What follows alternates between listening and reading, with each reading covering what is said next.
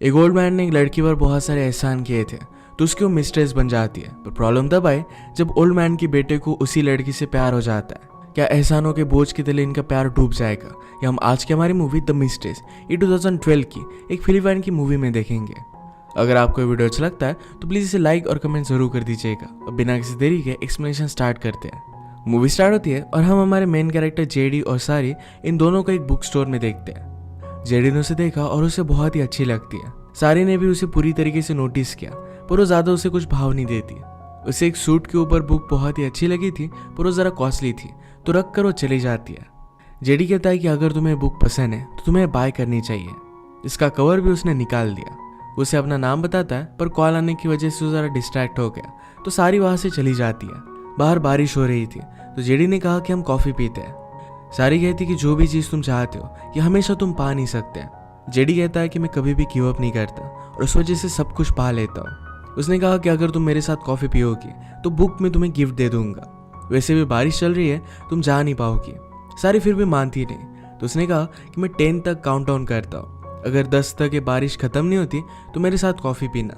वो count down करने लग गया, पर 10 आने से पहले ही बारिश रुक जाती है। सारी कहकर गई कि हर बार तुम जो चाहते हो तुम्हें नहीं मिल सकता। इसके बाद हम जेडी को उसके फादर की कंपनी में एक बड़ी सी कॉन्फ्रेंस को अटेंड करते हुए देख सकते हैं। इस कॉन्फ्रेंस में जेडी के फादर, जिनका नाम है टॉरेंस, इनसे पूछा जाता है 2 साल पहले आपके बड़े बेटे की डेथ हो गई, इसके बाद आप कंपनी को कैसे संभालेंगे? टॉरेंस ने कहा कि जब तक मैं जिंदा हूँ तब तक इस कंपनी को कुछ भी होने नहीं दूंगा। ये इनकी मीटिंग सक्सेसफुल थी। सारी एक सूट की शॉप में काम करती थी। इन्हें डिज़ाइन करना उसे बहुत ही अच्छा लगता था, यही उसका पैशन है। यहाँ के एम्प्लॉय के एक छोटा सा लड़का था जो सारी को बहुत ही ज़्यादा पसंद करता था, उसे वो प्रपोज कर देता है। उसे ना कहती है तो बेचारा बहुत ही ज़्यादा अपसेट हो गया था।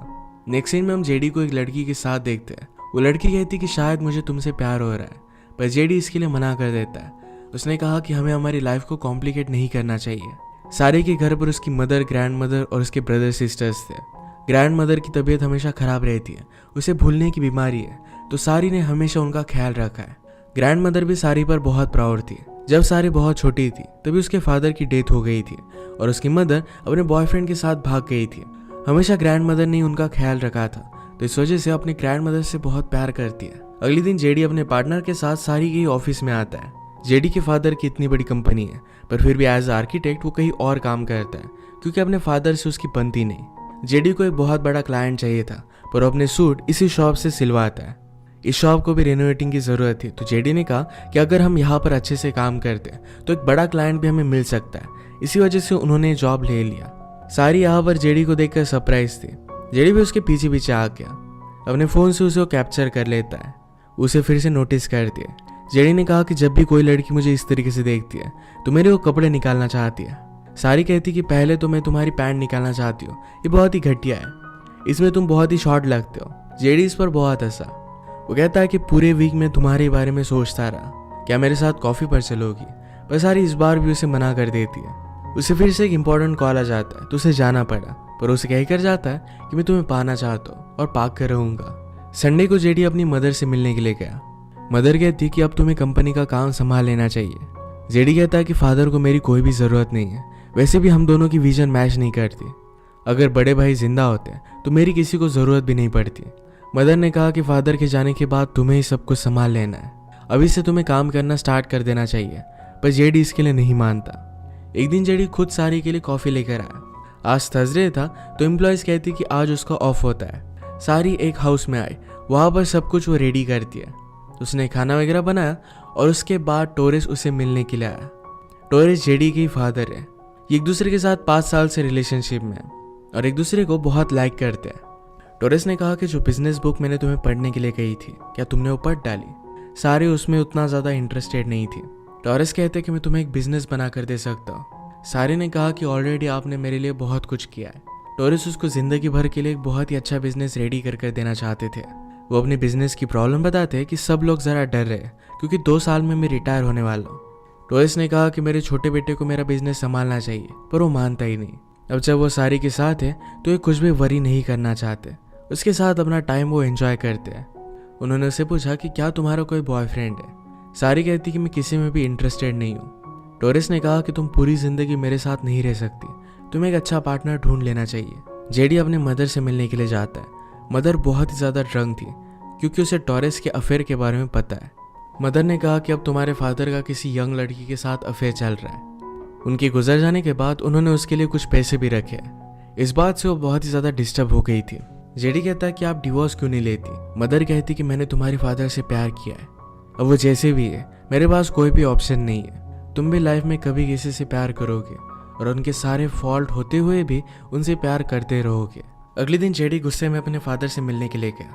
फादर कहते कि अगर तुम कंपनी को ज्वाइन करना चाहते हो तो हमेशा तुम्हारी जगह यहाँ पर है। जेडी कहता है कि कभी भी आपको मेरी ज़रूरत नहीं थी।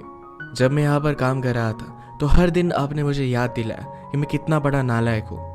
फादर ने कहा कि तब तुम्हारे बड़े भाई की रिसेंटली डेथ हुई थी और उसी वजह से मैं ज़रा डिस्टर्ब था। जेडी गुस्से में वहाँ से निकल जाता है। उसने अपने फ्रेंड को कॉल किया और कहा कि मुझे इस प्रोजेक्ट से निकाल दो। फ्रेंड ने कहा कि तुमने कमिटमेंट की थी, अब तुम्हें कंप्लीट करना पड़ेगा। इसके बाद वो डायरेक्टली सारी से मिलने के लिए आता है। उससे पूरा ऑफिस दिखा रही थी और कहती कि तुम्हें अपने लिए भी सूट बनवा लेना चाहिए। जेडी इसके लिए हाँ कहता है। वो ज़रा डिस्टर्ब लग रहा था।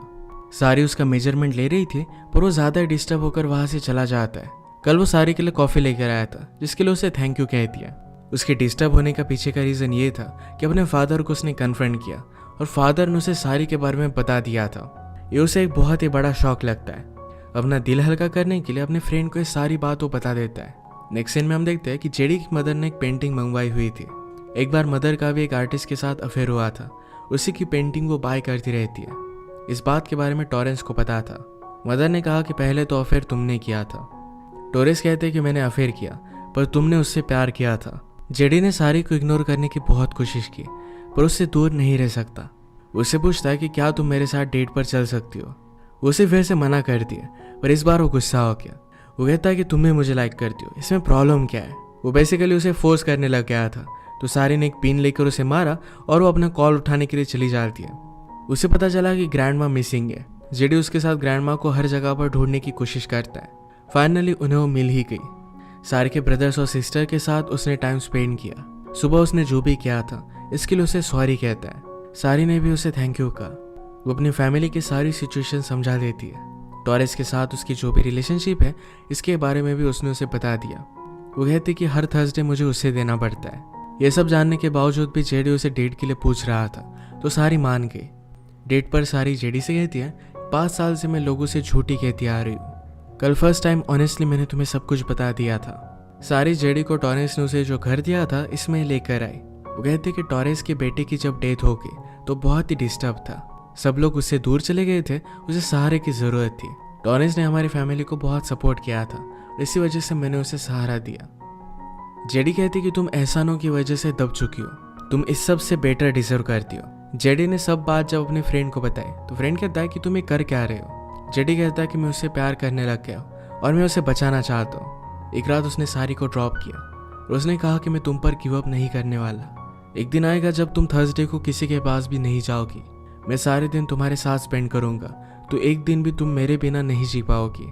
नेक्स्ट डे उसके साथ वो डेट पर जाना चाहता था और सारे ने कहा कि मैं बहुत बिजी हूँ। जेडी अगले दिन पार्सल लेकर आता है और वहीं पर अपनी डेट वो सेलिब्रेट करते हैं। सारी के ऑफिस का छोटा सा बच्चा इससे जेलस हो जाता है, वो भी उसके लिए लंच लेकर आता है। जेडी सारी और उसकी फैमिली के साथ भी बहुत सारा टाइम स्पेंड करने लग गया। ये सब मिलकर गेम्स खेलते थे। जेडी सारी से कहता है कि अगर मैं गेम जीत जाता हूँ तुम्हें मुझे किस करना पड़ेगा। वो एक्चुअल में जीत गया और सारी जब उसे गाल पर किस कर रही थी तो उसे लिप पर किस कर लेता है। एक दिन जेडी ने सारी से पूछा कि इमेजिन करो कि हम दोनों शादीशुदा है, हमारी लाइफ कितनी परफेक्ट होगी। हमारे 4-5 बच्चे होंगे, मैं काम पर जाऊंगा और मेरे सारे सूट्स तुम ही डिजाइन करोगी। सारी ने कहा कि मैं मेरी फैमिली को नहीं छोड़ सकती, मेरे साथ तुम्हें इन सब का भी ख्याल रखना पड़ेगा। जेडी कहता है कि इस बात से मैं तुम पर और भी ज्यादा प्यार करने लग गया हूँ। वो सबको एक्सेप्ट करने के लिए रेडी था। थर्सडे को सारी फिर से टॉरेस से मिलने के लिए गई। टॉरेस ने पूछा कि तुम्हारा बॉयफ्रेंड कैसा है। वो उस छोटे बच्चे के बारे में बात कर रहा था पर सारी जेडी के बारे में उसे बता देती है। जेडी का एक्चुअल नाम कुछ अलग है और इसी वजह से टॉरेस उसे पहचान नहीं पाता। उसके बारे में पता चलने के बाद टॉरेस जरा जेलस हो गया। आज रात इंटीमेट होने के बाद टॉरेस ने कहा मुझे पहले लगता था कि मैं तुम्हें शेयर कर सकता हूँ पर तुम मुझे सिर्फ मेरे लिए चाहिए हो। वो उसके लिए और भी ज़्यादा पॉजेसिव हो गया। थर्सडे के अलावा किसी और दिन भी उसके साथ वो डिनर करना चाहता था। सारी इसके लिए मना करने की कोशिश करती है पर टॉरेस मानता नहीं। शॉप पर जेडी भी उसका वेट कर रहा था। वो भी उसे डिनर के लिए पूछता है। सारी के मोबाइल से उसे पता चल गया कि टॉरेस उसे डिनर पर लेकर जाना चाहता है, पर जेडी ने कहा कि उससे अच्छी कंपनी तो मैं हूँ। सारी कहती है मैं तुम्हारे साथ डिनर पर नहीं जा सकती। इस बात से जेडी गुस्सा हो जाता है, कहता है कि मैं तुमसे बहुत प्यार करता हूँ और इस तरीके से उससे मिलना मुझे तुम्हारा अच्छा नहीं लगता, पर फिर भी मैं तुम्हारे साथ हूँ। मैं हमेशा तुम्हारा कुत्ता बनकर नहीं रह सकता, मुझे सिर्फ एक चांस दो, मैं पूरी लाइफ तुम्हारे साथ जीना चाहता हूँ। सारी इस पर कुछ भी बोल नहीं पाती। टॉरेस ने प्लान बनाया कि सारी के साथ 2 वीक्स के लिए वैकेशन पर जाएगा। काम छोड़कर जाने के लिए सारी मना कर रही थी, तो जेडी कहता है कि मैंने ऑलरेडी तुम्हारे बॉस से परमिशन निकाल ली है। उसे रात में डिनर के लिए लेकर आता है और उसी रेस्टोरेंट में जेडी की मदर भी थी। उस पर बहुत ज़्यादा गुस्सा होगी। सारी को देखकर कहती है तुम एक सेक्स वर्कर की तरह लगती हो। वो वहाँ पर बहुत बड़ा तमाशा खड़ा करती है। जेडी अपनी मदर को संभालने लग गया। सारी को अब पता चला कि जेडी टॉरेस का बेटा है। इस बात से उसे बहुत बुरा लगता है। जेडी रात में उसे मिलने के लिए आया। वो डायरेक्टली उसके साथ इंटीमेट होने लग जाती है, कहती कि तुम यही सब चाहते हो। जेडी कहता है कि मैं तुम्हें सब कुछ सच बताने वाला था, प्लीज़ मुझे माफ़ कर दो। वो बाद में उसे बहुत बार कॉल करने की कोशिश करता है, पर सारी उसे इग्नोर कर देती है। सारे के क्लाइंट की वेडिंग थी, उसका सूट अच्छे से रेडी नहीं हुआ था। सारी अब सब कुछ चेंजेस कर खुद इस सूट को देने के लिए जाने वाली थी। वह रात में उसे बहुत लेट हो जाता है। उसके ऑफिस के बाहर जेडी उसका वेट कर ही रहा था। इतने रात में सारी को कोई भी ट्रांसपोर्ट मिलने नहीं वाला था, तो फ्रेंड्स कहती है कि प्लीज़ जेडी के साथ चली जाओ। जेडी सारी को सॉरी कहता है। उसने कहा कि जब मुझे फादर और तुम्हारे बारे में पता चला तब मैं जानना चाहता था तुम दोनों ने एक दूसरे में देखा क्या। मैं तुम्हें पहले से लाइक करता था और बाद में मुझे तुमसे प्यार हो गया। सारी इस पर कुछ भी नहीं बोलती। ये दोनों वेडिंग में गए। सारी ने पूछा तुमने अपना नाम जेडी क्यों बताया। जेडी कहता है कि मेरी मदर ने एक बार आर्टिस्ट के साथ अफेयर किया था, मैं उन्हीं का बेटा हूँ। वो काम करते वक्त अपने फादर के इनिशियल्स लगाता है। जेडी के फादर को कभी भी ये बात पता नहीं थी। उसने सारी से कहा कि जिस सिचुएशन में हम फंसे हुए, अगर ये सिचुएशन ना होती तो कितना अच्छा होता। एक बार हमारी लाइफ इमेजिन कर देखो। सारी ने सब कुछ इमेजिन किया, उसे बहुत अच्छा लगा। रात में कैंडल्स को आकाश में छोड़ दिया। इसके बाद वो दोनों इंटीमेट हो गए। अब उन्होंने डिसाइड कर लिया था कि सब कुछ बात वो टॉरेस को बता देंगे। ये सब सुनकर टॉरेस को बहुत बड़ा शॉक लगा। वो गुस्से में घर से बाहर निकले और उन्होंने जेडी को देखा। उसे मारकर पूछते कि तुम प्रूव क्या करना चाहते थे। गुस्से में उन्हें हार्ट अटैक आ जाता है। डॉक्टर जेडी को बताते हैं कि अब उनके पास ज़्यादा टाइम नहीं है। मदर सब बात पता चलने के बाद कहती है कि तुम ये सब कर कैसे सकते हो। उस पर बहुत अपसेट थी। वो सारी जहाँ पर काम करती है वहाँ पर जाकर उसकी बहुत बदनामी कर आती है। उसका सीक्रेट सब लोगों को पता चल गया था। सारी के मदर ने कहा कि कोई भी तुम्हें जज नहीं कर सकता। सारी कहती कि सब गलती मेरी ही है। ग्रैंड मदर कहती कि तुमसे गलती होगी, पर अब तुम्हें जो भी पनिशमेंट मिले इसे तुम एक्सेप्ट कर लेना। टॉरेस अपने वाइफ से कहते हैं कि मैंने तुम्हें बहुत हर्ट किया है, प्लीज़ मुझे इसके लिए माफ़ कर देना। उन्होंने जेडी को CEO बना दिया। जेडी कहता है कि मैं रिस्पॉन्सिबिलिटी नहीं ले सकता। फादर कहते हैं कि तुम पर ही सब लोगों की जॉब डिपेंडेंट है, तुम्हें लोगों के लिए करना पड़ेगा। उन्होंने सब चीज़ों के लिए उसे माफ़ कर दिया था, क्योंकि उन्हें पता था कि प्यार किसी से भी हो सकता है। टॉरेस के डेथ के बाद सारी ने डिसाइड किया था कि उससे वो नहीं मिलने वाली। उसके बाद डायरेक्टली 1 साल बीत गया था। जेडी ने अपनी कंपनी बहुत अच्छे से संभाल ली थी और लोग उसे लाइक भी करने लग गए थे। सारी ने अपने शॉप को पूरी तरीके से बदल दिया और अपना बिजनेस वो अच्छी तरीके से कर रही थी। जेडी अभी भी उसे भूल नहीं पाया और एक रात उसे मिलने के लिए चला जाता है। इन्होंने रियलाइज़ किया कि एक दूसरे से दूर ये नहीं रह सकते और फिर से एक दूसरे को एक्सेप्ट कर लेते हैं। इसी के साथ ये मूवी एंड हो जाती है। अगर आपको एक्सप्लेनेशन अच्छा लगा तो प्लीज़ इसे लाइक और कमेंट ज़रूर कर दीजिएगा। मैं बहुत सारे मूवीज़ लेकर आते रहता हूँ, तो प्लीज़ चैनल को सब्सक्राइब कर दीजिए और बेल नोटिफिकेशन आइकॉन दबाना मत भूलिएगा। फिर से मिलेंगे और एक नए मूवी के साथ। तब तक के लिए थैंक यू और आप अपने आप का ख्याल रखिए।